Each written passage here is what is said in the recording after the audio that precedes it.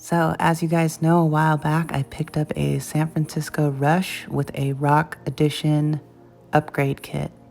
This is delivery day when everybody smashed their fingers bringing it into my house. Thanks guys, and sorry about your fingers.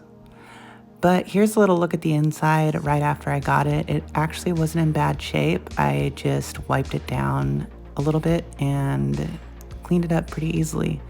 Now I refinished the top with some black paint and rust treated those screws.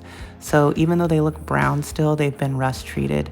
I did the whole top and the back side, which we'll see in a little bit, and it just looks a lot better. Now, I never expect to restore these things to looking like perfectly brand new. I don't really want that. I did use the original T-molding. Even though I had planned on replacing it, it didn't quite work out the way I wanted to. Now, the art is another story. I had to completely redesign the art from scratch because for some reason, people don't sell Rush artwork. How did I manage to accomplish this feat, you might be wondering? This is my seller, Danny. These are... Say hi, Danny. Hi, Danny. Hey. Well, it turns out Danny used to own his own printing business and still has all of the high quality equipment to be able to print artwork out. So he says, hey, if you can get me the artwork, I'll print it out for you, no problem. So, of course, I did the only thing I knew I could possibly do.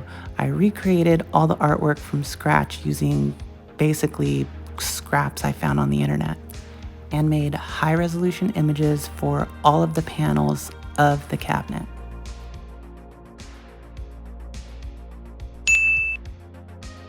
There are a few areas which are imperfected or kind of damaged, and I just tried to clean it up as best as I could. Overall, I'm really happy with the way that it came out, and Danny had an extra piece of plexiglass which he custom cut for me to fit the marquee panel.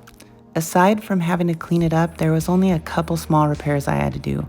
Well, I had to basically open up the shifter and reconnect things and lube it up a little bit. I also had to replace the reverse button. And the steering wheel needed new bolts, which I was able to get from Home Depot. The music button needed to be replaced, and the fan, I still want to replace with a quieter fan. That thing is so loud.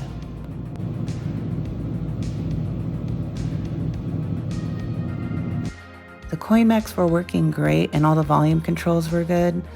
The only other thing I had to do was plug in the harness for the speakers to the seat, and once I did that, the subwoofer started working and everything was back to normal as far as the audio went. Now, like I talked about, I refinished that back panel, and again, here's the inside all cleaned up.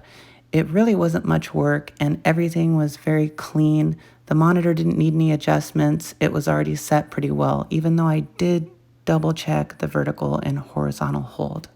So let's take a look at some of the gameplay and you can see how well it plays. Side note, in the settings menu, there's a lot of crazy settings that you can adjust with the steering wheel and other various things that I was totally unaware of, like how in-depth it goes.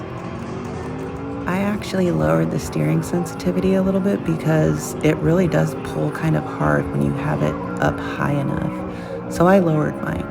But the game feels good. The force feedback works perfectly, and it's just a smooth experience.